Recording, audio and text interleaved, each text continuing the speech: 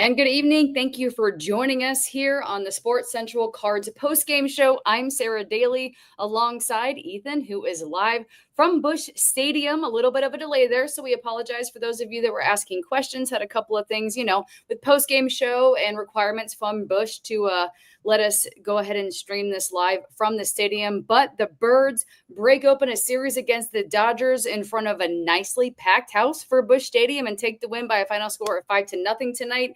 All this content is brought to you by Hot Shots. But Ethan, let's check in real quick. We've had a phenomenal night for the Cardinals, amazing at bats, good pitching, and really just a solid performance. And I got to be honest, it was really nice to see the energy and electricity from Busch Stadium, the Busch and the Cardinal fans that we know have always been there, just finally seeing it tonight here against the Dodgers. Yeah, absolutely. We apologize getting on here a little bit late. There's certain rules we got to follow when I'm at the ballpark here for how quickly we can go on and do the streaming. But we appreciate the people's patience. And it was a good one to be at tonight at the ballpark. And I will say this too, kudos to the crowd. A large majority of them stayed despite the hour and 15-ish minute rain delay. For this one, great crowd on hand. The Dodgers had some fans here as well. But the Cardinals fans definitely did their thing tonight. And it was a fun game overall. Good quality baseball. Sonny Gray was excellent tonight. And the offense got it done when needed. And this was the game when you kind of look at this 3-game series that you said, if you want to have a shot at winning this series, you had to win tonight because it's not going to get any easier against Yoshinobu Yamamoto tomorrow and Clayton Kershaw on Sunday. So a good win tonight for the Cardinals. They limit that offense for the Dodgers that is oh so fearful, and understandably the MB3 at the top. It is a scary lineup, but the Cardinals were able to get it done tonight. And looking forward to dissecting it a little bit here. So, of course, Tommy Edman back at Busch Stadium. It's always nice to see. Cardinal fans are always so welcoming to any former Cardinal that enters back to Busch Stadium. A little bit of applause there, again, from the fans that appreciate his contribution to the Birds. But let's talk about Pages. He ignited the offense. He launched that 422-foot shot in the second inning, his 5th of the season, put the Cardinals ahead early and really just kind of gave them that spark. Like you said, after the rain delay, something they needed to put them ahead, and the fans just came alive. This is a guy that has been so good lately defensively. I mean, he has his entire time here with the Cardinals defensively, but he's been such a big piece of the pitching success in 2025. And the bat has been quiet a little bit as of late. It was not tonight. He gets the offense going with that 2-run bomb hit over the bullpen in left center field. And all of a sudden, the approach of the game changes. And Sonny Gray talked about that tonight in the clubhouse. How once Pages hit that home run, you're playing with a lead now, and the way that you approach the game, the way that you attack, adjust, and it changes a little bit. So it's great to see. We know about the impact that he has defensively. That doesn't necessarily always show up in the catching numbers, defensive catching numbers, right. But there's so many other ways in which it does. And but it's good to see the offense catch up as well tonight. Like I said, an area that he has been struggling. That was not the case tonight. Got the Cardinals going early with the offense, and they wouldn't look back. And Brendan Donovan's clutch hit, in the 5th inning, delivered that 2-run single. It extended their lead to 4-0 and really gave them some padding there. So a little bit of wiggle room. Not that we want the bullpen to have wiggle room, really, but it just gives you kind of like a little sigh because we have had some tense moments before, and just really a contribution to where the Cardinals are headed. Yeah, the bullpen has been, since April 25th, it has been one of the rocks of this roster. Since April 25th, a top 3 ERA in baseball. But I think the best part about that stat, and this is a couple of days dated, so I'm not sure if it's the exact same, but I looked at this about a week ago, and the Cardinals were 23rd since April 25th in bullpen innings thrown. What does that tell you? It tells you that the starting pitchers are going deep. Now, I know that there has been some issues with the starting pitching here in recent outings. They've had Matthew Liberatore has had a couple of rough outings. Andre Palante hasn't been at his best, but tonight, once again, a great example of the starting pitching setting up the bullpen, who looked very good tonight. Got out of some jams. The Dodgers were, I believe, 1 for 13 tonight with runners in scoring position. Someone threw out the date of the last time that the Dodgers were shut out when they had 10 hits, but weren't able to score any runs. Someone threw that date out. Let's just say it's been a while because I don't remember the specific date. That is not something that happens very often with how good this offense is. They drive in runs, they drive the ball, they hit the ball out of the ballpark, and for the Cardinals to be able to limit, to bend but not break tonight when it comes to pitching was big time. I mean, you look back on was it the sixth inning? The inning where JoJo, that was the seventh, I think, when JoJo was on the mound for the Cards. There's a runner on first, and he gets the Shohei Ohtani to ground into the double play. Huge moment in the game. The next inning, Phil Maton enters after Romero gets into some trouble. Runners on second and third, nobody out. And Phil Maton gets back-to-back strikeouts and then a ground out to end it. I mean, that is unbelievable stuff from two of the better pieces in this Cardinals bullpen. And at a time when Kyle Leahy, in recent memory, has been the guy in late inning setup situations, for Phil Maton to take a little bit of that from Kyle Leahy when he's been struggling gives Ollie Marmol another guy he knows that he can rely on. Not that he couldn't before. It just is once again another reminder that you have two guys that you feel like you can trust that are right-handers in setup situations. A great job from Phil Maton tonight getting out of that situation.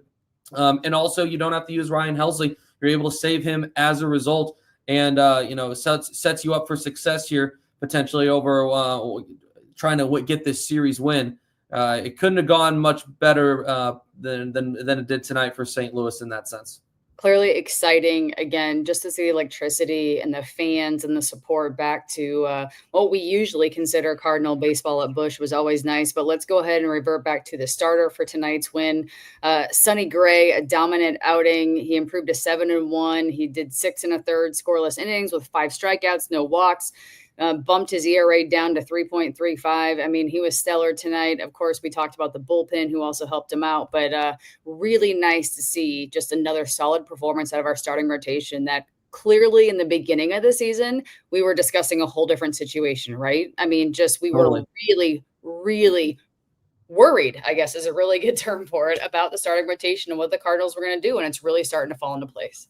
100%. And I'll say this, it'd be easy to say, well, and Sonny was the guy that, you should expect he's going to be the guy that's not going to have any issues for you, like going into the year, right? He's like, okay, ideally he's the one guy I can rely on, but that wasn't the case going into the year. The velocity was down for him in spring training.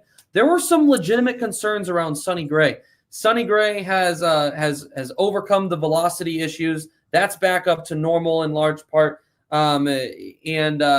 He's I think he's continued to grow in his ability to pitch to contact, but he's still finding ways to strike guys out. The changeup was excellent tonight. Ollie Marmol talked about that in his post game. I think he retired 8 guys on changeups tonight. The sweeper continues to be a dominant pitch. It has been ever since he started using it a few years ago. Sonny Gray, it feels like this is a guy that you tend to know what you're going to get from him pretty early on in outings. If he's not on, you're going to find out pretty quickly. And in my opinion, you kind of learned pretty quickly in this one that Sonny Gray was on, and maybe in a little bit of a different way too tonight because of how good this Dodgers lineup is. He worked around some trouble in the second and the third innings, but he talked about this as well. This lineup is so deep. There is never like an off batter or like a time that you can kind of like look and say, okay, this is a guy later in the lineup, because it's such a deep lineup. When you're always having to take into consideration who is coming back around at the top of the lineup. But when you have guys like Michael Conforto and Tommy Edman in the 7 and 8 spots, makes it really difficult to have a batter in that lineup to where you can say, okay, this is the guy that you feel like you should be able to retire no matter what. That adds to the challenge of being able to pitch. There is a difference between 100 pitches thrown where a guy is able to just wipe right through to 80 pitches of high leverage baseball. And not all of those were high leverage baseball tonight, But with a lineup like the Dodgers, it feels like you're always one pitch away from high leverage baseball. So you have to be extra cautious in the way that you throw. So I think that spoke even more to what Sonny Gray has been able to do. And the last thing I'll say about him is, I asked him also about does an outing like this mean more for you when you take into consideration the challenges that having to deal with that rain delay are for a starting pitcher. Starting pitchers are very odd specimens in the sense that they are so routine built in everything that they do. Sonny Gray, I would say, is at the high end of that when it comes to routine built. This guy is when it comes systematical. They get thrown off if things are not in place. Yes, that's a great way to put it. He is a guy that is very routine based. Is starting his warm up and his preparation hours in advance before outings. And it got to the point last year where it was almost like, is he doing it too much to where he's gassing out early? And for him to be able to, not tire himself out tonight, in trying to stay loose, trying to stay warm while waiting for this game to get underway, but also to keep himself mentally sharp. He mentioned that he hates pitching in rain, but that over the past month and a half, because he's had to do it on multiple occasions, he has had to mentally get stronger, get tougher, and he was able to do that. And that was a benefactor tonight, able to have more success. He said that the way that he approached these kinds of outings a month and a half ago, completely different than how he was able to do tonight. And I think that was the mental side of that was a huge reason why he was able to also have success, especially when you take into consideration how good this Dodgers lineup is. Yeah. So you mentioned a couple of things here. You mentioned the sweeper, which he had Freddie Freeman's number tonight. Yeah, he did. He struck out 3 times, twice swinging. And so that was a good confidence booster there. But then we mentioned the systematical, almost like superstitious-esque. So if things don't go the way they plan, they kind of get thrown off. Even the best of the best, Wayno. Just everyone, Izzy, people that have just talked about a lot of their starts and kind of what, Izzy's not a starter, but a reliever. But I just mean the way they do everything. If it's thrown off by something that's not the norm, it's almost like, okay, now what? This is not what I'm supposed to be doing. I should be doing this at this time. And they kind of think about it. So it was a good thing that it didn't affect him that way.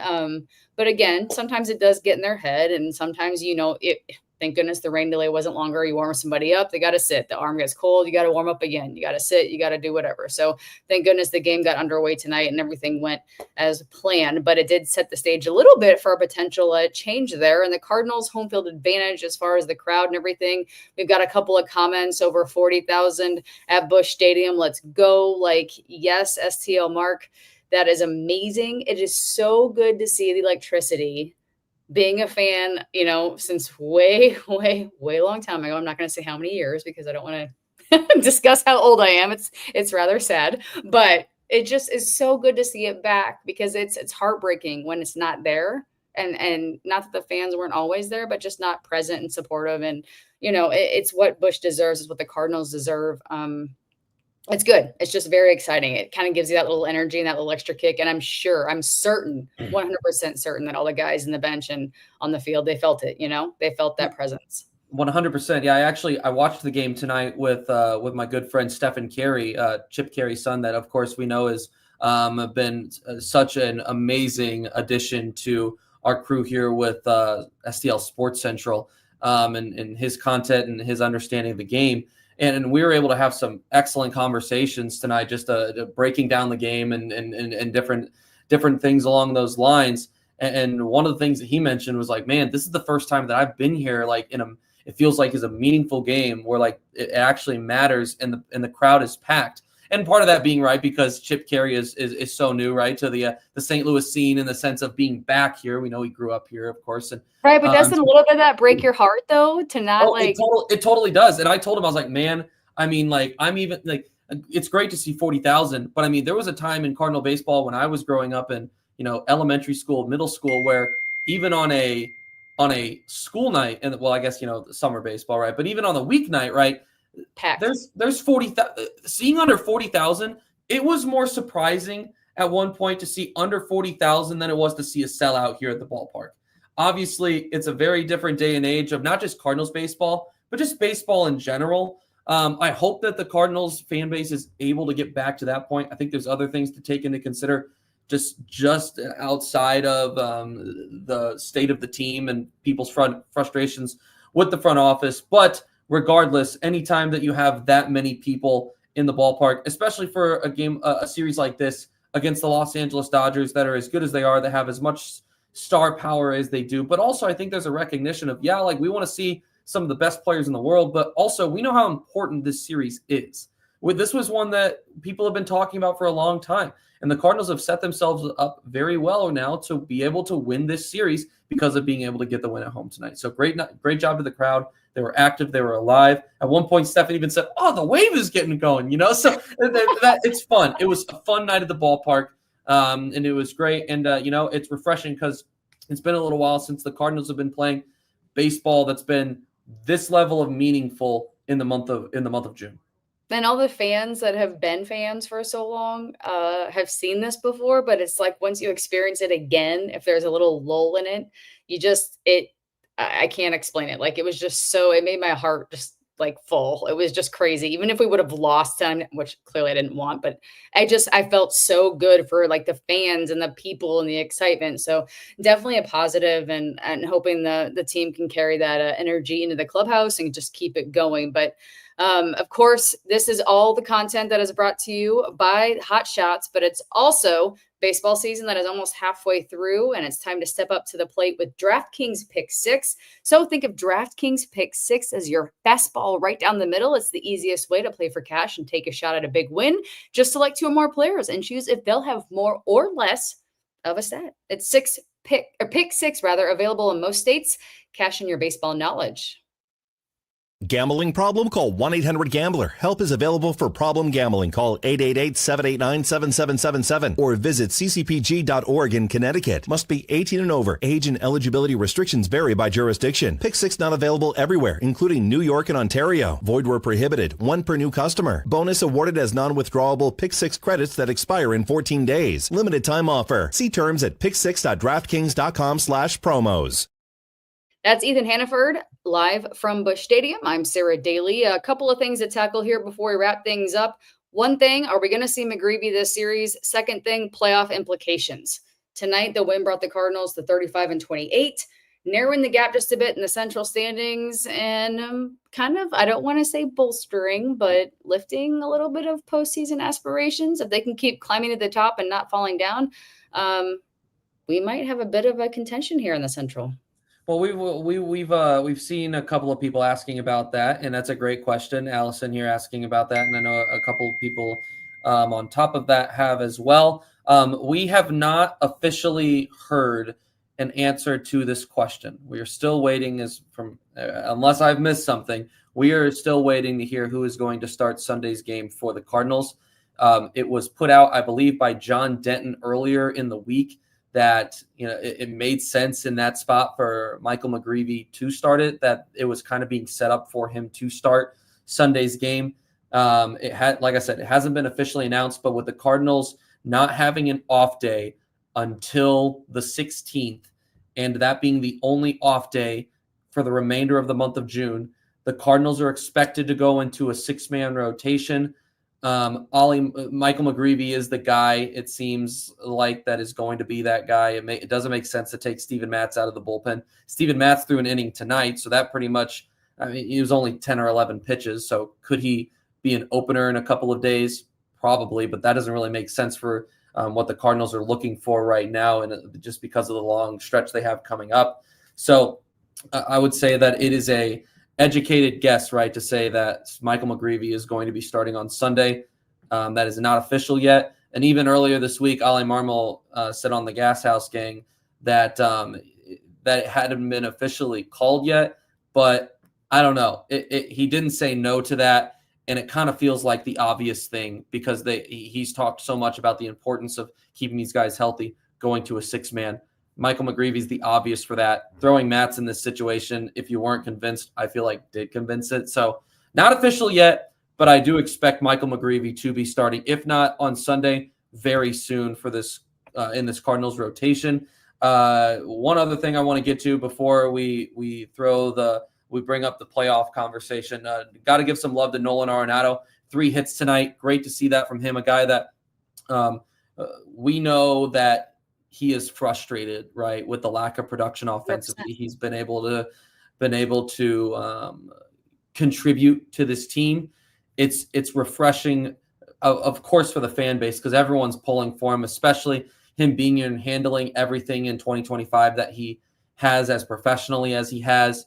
You want to see the guy succeed, and no one wants that more than himself. He puts so much pressure on himself to be the guy. And these last couple of seasons have definitely been hard on him. But so on nights when he's able to produce and hit the ball hard, make good contact, you love seeing that, because not only is it good for him and for the fan base, right, but it's also good for this lineup. It makes it deeper when you're able to add him in that 6th spot. So he's 3 for 8 tonight with 3 singles and a couple of hard hit balls, hit to all fields as well, 1 to left, 1 to center, 1 to right. So good stuff from Nolan Arenado tonight. The lineup really contributed fully through here. You can see it's getting dark in here because the lights are getting turned out at the ballpark here. So it's a cool look, though. Too bad your camera doesn't have the flip around, because really, well, I'll give you guys a great view here of the ballpark. So I was going to say, when the lights go down a little bit, like, it's a different look, and it's really kind of, it is. It's very.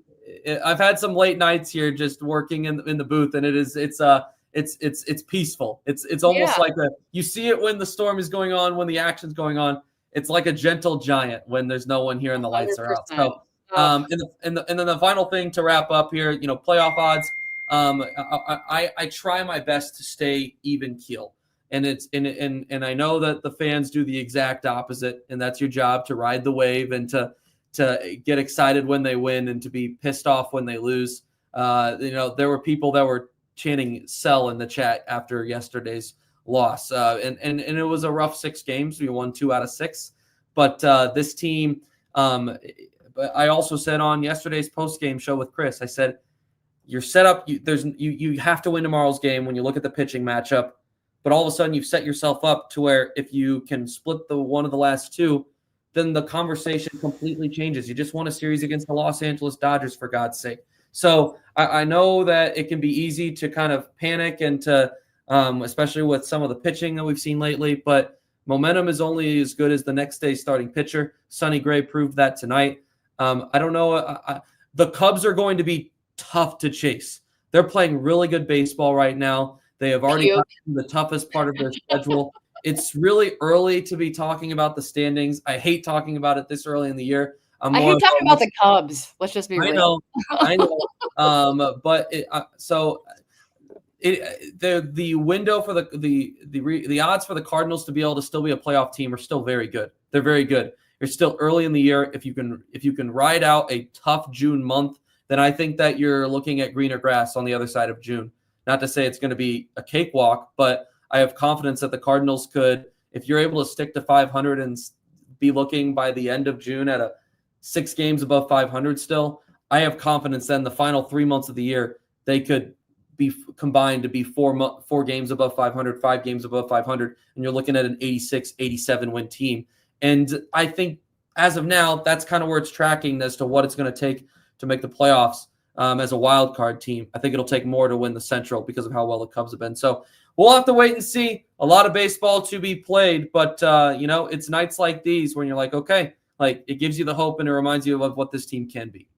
Well, yeah, and I don't we discussed the fans and the attendance and things like that. Like, I think it's a good thing for the fans to be holding the organization accountable and to have high expectations. A lot of organizations don't have the reputation and the history that the Cardinals do. And so I think holding everybody accountable for that and wanting a good product is a good thing. It just takes a little time sometimes. And I think that's what we saw this season is they've always said it's rebuilding. It's always this and that. But now we're finally seeing it fit together right now. in a good way. And we haven't hit the All-Star break just yet. It's right around the corner. But, where we're at right now, like you said, it's great. It's great to be chasing being one of the top contenders in the Central. Another contribute tonight that we haven't really discussed and don't really need to go too far into because there's plenty of that. But Lars Nootbaar sparked the offense a little bit with that extra base pop. He was 1 for 2 with a double and a walk. So he's contributing once again that we didn't really see for a little bit. So just a fantastic night overall. Not really much else to really go over, but it's just, I can't express how exciting and how great it is just to see St. Louis baseball back at it. Let's do it again tomorrow. It's going to be a tough one. Yoshinobu Yamamoto on the mound for the Dodgers. He's one hell of a pitcher, and he's only getting better the more that he's throwing in the majors. And, Eric Fetty will have his hands full with this lineup. But, Clayton Kershaw on Monday, that's a guy the Cardinals have. On Sunday, that's a guy the Cardinals have historically had some success against. So let's, you have to win one of the next two. That's how you view it. You win series, and you're going to be on track. The old classic, go-to from Tony La Russa. You win series, you're going to be in a good spot. So the Cardinals, no different than any other, just have to view this as a game, a series to win. Once again, the Birds tonight shutting out the Dodgers by a final score of 5-0. We appreciate you joining us here on Sports Central. Cardinals post-game show. Allison, as you said, hashtag winner, winner, chicken dinner. That's Ethan Hannaford. I'm Sara Dayley. Thank you so much. Please subscribe, comment, and join us next time. We'd love to have you on board, and we appreciate you staying up late with us tonight. We'll see you right back here next time.